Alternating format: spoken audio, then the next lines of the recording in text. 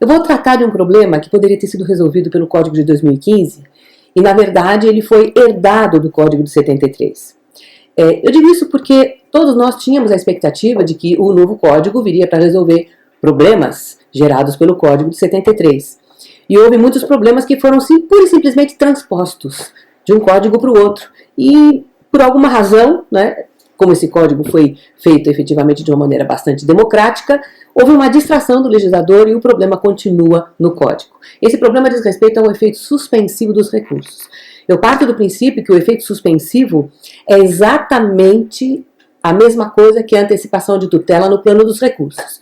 Isso porque acontece o seguinte: quando eu peço uma liminar, né, e o juiz concede a liminar, o réu prejudicado recorre e pede efeito suspensivo do seu agravo, né? Isso aconteceu no Código 73 e continua acontecendo no Código de 2015. E o que é o efeito suspensivo, se não uma cassação provisória da decisão?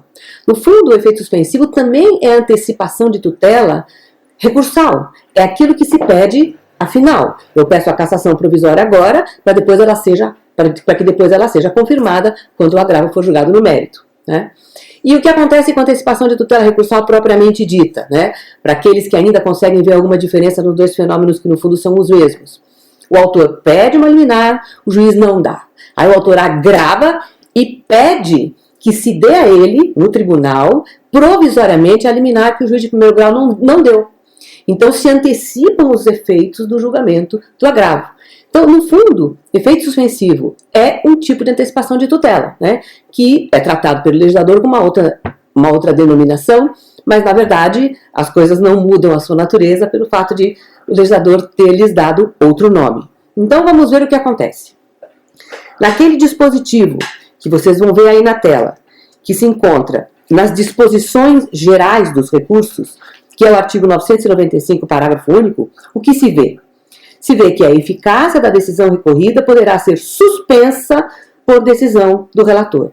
Vejam que interessante. O legislador não faz alusão alguma a outro fenômeno, que é o fenômeno da antecipação de tutela recursal, que no fundo, como vimos, equivale em tudo e por tudo ao efeito suspensivo dos recursos. Bom, lá no artigo 1012, parágrafo 4º, quando se fala da apelação, a mesma coisa.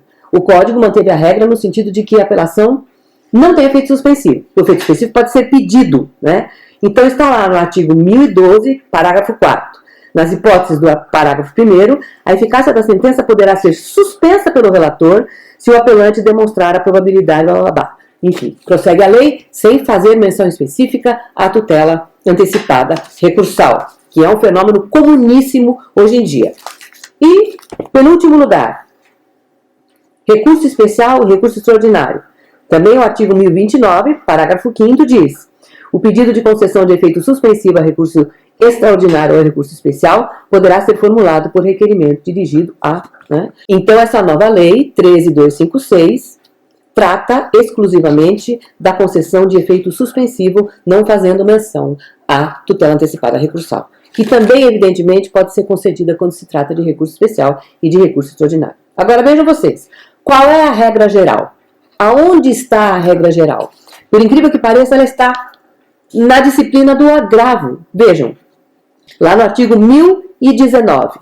Recebido o agravo de instrumento no tribunal, nas hipóteses específicas em que ele é cabível, no Código de 2015, se não for o caso de aplicação do 932, incisos 3 e 4, o relator, no prazo de 5 dias, poderá atribuir efeito ao recurso ou deferir, em antecipação de tutela, total ou parcialmente, a pretensão recursal, comunicando ao juiz a sua decisão. Então vejam que interessante.